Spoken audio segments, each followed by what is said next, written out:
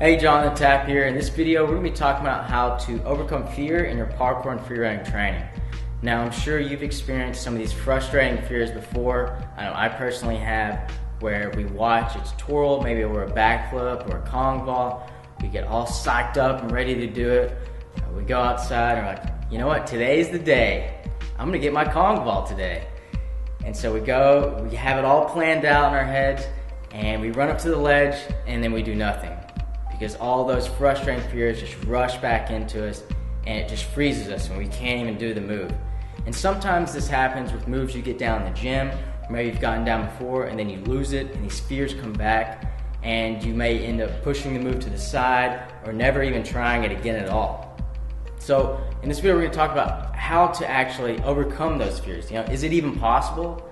And yes, it is. We're going to show you the simple method that we found out to overcome these fears. I think I'm a lot like you. When I first discovered parkour, saw these guys running up walls, jumping off buildings, performing Jackie Chan-like stunts with complete freedom and confidence.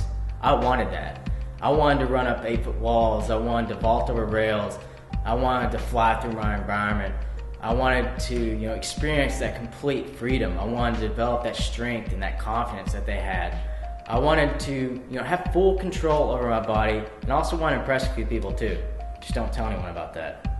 And I wanted cool friends to hang out with and train with. But when me and my brother first started, it was nothing like that. We didn't have any good places to train. We didn't have a gym to go to. There were no instructors or even friends that wanted to train with us. And one of the biggest things, the biggest hurdles, was fear. Me and my brother had no background in gymnastics, acrobatics, or martial arts, or anything like that, just regular sports. So all these movements were completely new, and we were afraid of a lot of them. I was even actually afraid just to train in front of people because I didn't want to get embarrassed. I was afraid of doing simple moves that, there's no risk of even injuring yourself that bad, but just doing the movement and failing brought a lot of fear.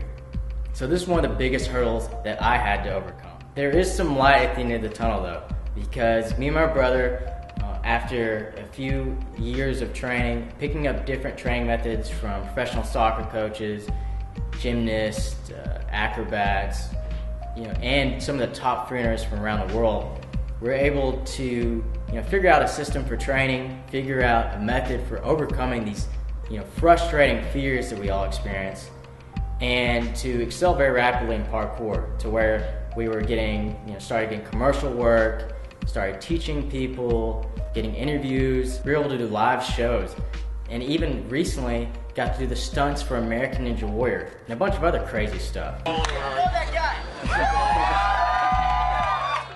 So, if you're in the same spot that I was, maybe you have a lot of fear with some of these basic movements right now, don't worry, because me and my brother know exactly how it feels, and we know what it takes to overcome that. Now I'm going to leave you with my brother. He's going to show you the exact method that we discovered for overcoming fear. Okay, we're here on the green screen, and I'm going to be laying out the method and the system that we use to overcome fear. And the example I'm going to be using is one of the scariest moves in the parkour world, and especially for beginners, and that's the Kong vault. And what makes the Kong vault so scary is if you take a look here, during the Kong vault, you'll place your hands on a ledge, and you're carrying your feet in between your hands. And during this point is when you run the risk of clipping your feet, your knees, any part of your leg, and then basically going in from a swan dive into a face plant. And there are several reasons why this can be scary. First, just the embarrassment of doing a face plant like this, possibly people seeing you, friends, family, girls. Also, just the fact of getting injured when you do this. When you clip your feet or your shins or something on a ledge, it can be painful. And then, of course, falling on the ground in that awkward position, that swan dive position. Now, the method I'm going to show you is something my brother and I have been using for a long time, but we never really broke it down into a diagram or a simple system that you could follow until recently. We went to Colorado, hung out with some of the guys at Apex Movement, and what they did was something incredible. They took the methods that we had been using before, and they put it into a simple diagram, a simple system that is easy to follow. And this ingenious training system is called the training triangle. And it's broken down into 3 parts, each very important and essential for getting over fear or breaking down your fears, and then also exceeding with your parkour training. And it's broken down into the physical, technical, and mental.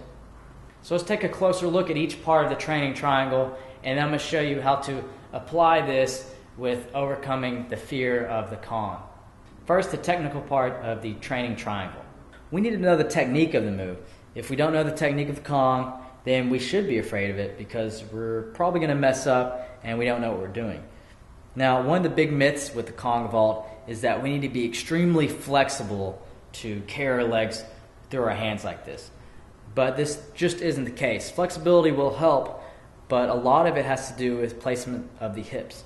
So we can break down the technique into about 3 main parts, or 3 main focus areas, and that's the arms, the hips, and the legs. The arms should be about shoulder width apart. That way you're stacking your joints, getting the most strength out of your arms, and you're going to hit with your palms. And then when you finish the Kong, you're going to be finishing off with your fingertips. This will help get you extra height and more power with your Kong. Now with the hips, like I said before, hips are very important. When we're doing the Kong, we want our hips to go up high, and the height of our hips will make it easier to carry our legs through our hands, or to carry our legs over the object. And then when you're going through the Kong, or you're clearing the ledge, you want to drive your hips forward so that way you can carry your legs over the object and land on your feet. Now the third area or part of the technique is the legs.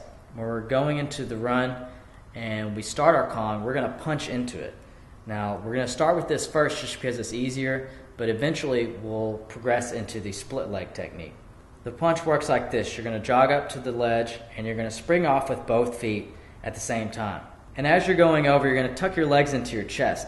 This is going to help carry your hips up high and then also carry you forward to successfully clear the ledge with your Kong.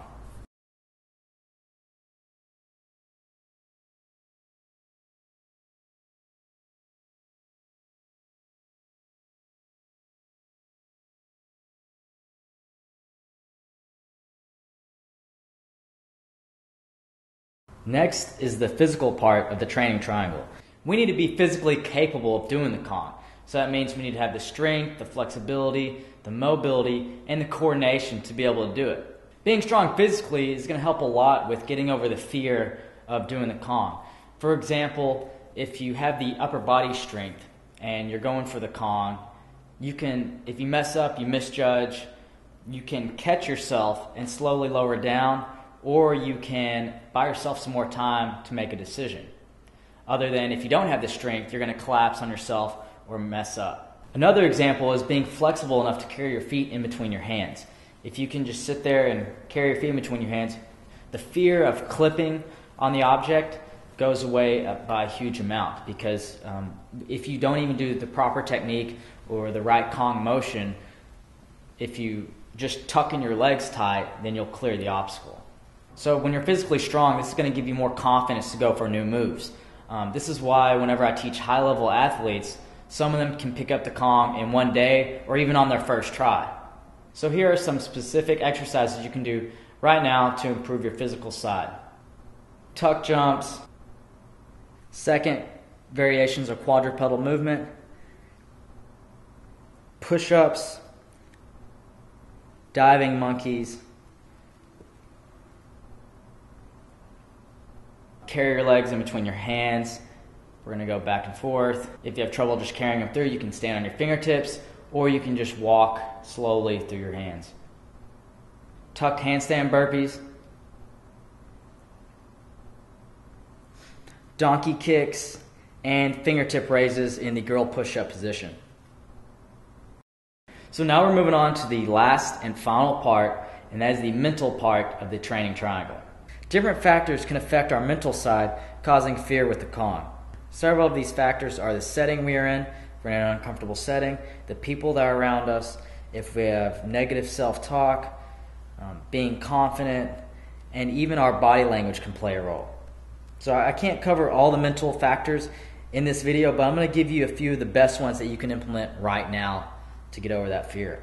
Number one, you want to train in a comfortable environment. So this is a place that has a good vibe, maybe doesn't have that many people or distractions. This is a place that is soft or a safe area. This can be a gym or a grass area. You don't want to be training in a place where your mind can't focus on the move. You have either distractions going on or a place you don't get a good vibe from. So this will help a lot with getting over that fear and really relaxing your body. Number 2, have positive body language.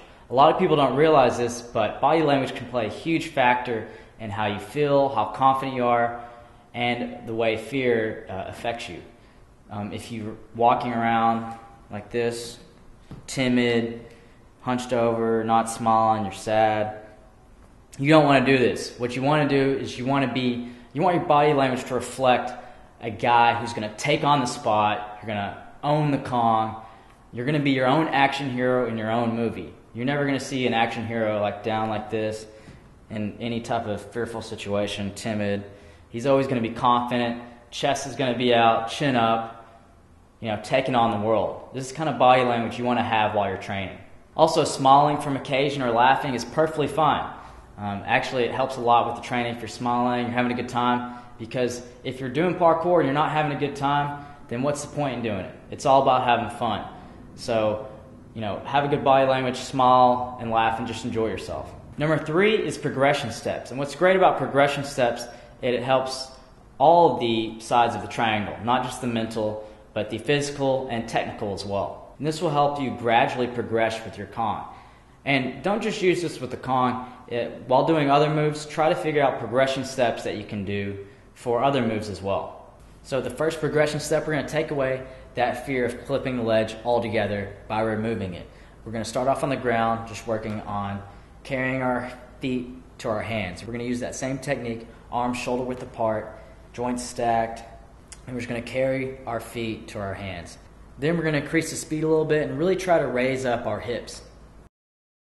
Then we're going to move on to a comfortable ledge or a table. Picnic tables work good. Also, you can go to a gym and use soft mats.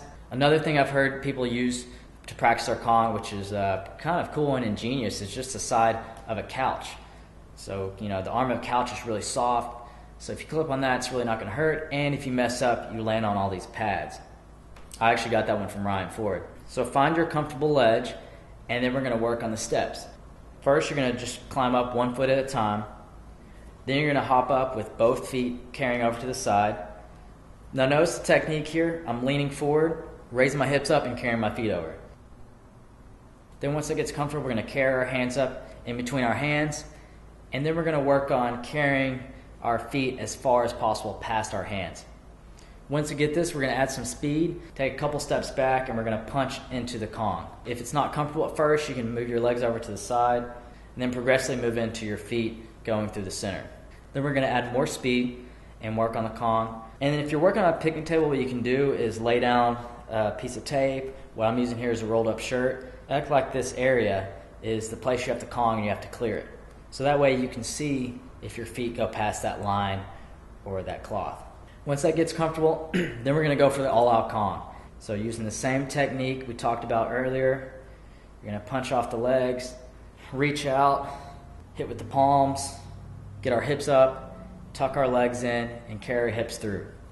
As you get comfortable with the Kong vault, start working on different surfaces, poles, smaller ledges, bigger ledges, and so on. So that's the training triangle. Use this to get over those fears, not just with the Kong, but any other move you have a problem with. So I want you to go ahead and write this down, draw the triangle, mark it off mental, physical, and technical, and I want you to go through the move that you're having trouble with and figure out which, or if it's just one or more of these 3 things that you need to work on. And then break that down and start writing what you can do to solve the issue. So if you do these things and evaluate each side of the training triangle and attack the weaknesses that you have, then you'll find that the fears that you have with these movements will go away. So I hope you enjoyed the video. Start implementing that method and that diagram that my brother showed you, and you'll start to overcome these frustrating fears that we all get. This is the first video out of a series of videos that we're going to be putting out, because we're about to launch a huge project It's going to be revolutionary for parkour. It's going to bring people from all around the world together to excel in this discipline. So I'm really excited. And if you want to get access to the next videos, go ahead and put your name and email below. That way we can send them directly to your email. And you're not going to miss this next video because it's going to have a really special guest. It's a guy who's really influenced my brother and I and our movement. And he's going to show you a really sick flow move that you can do on any simple leg.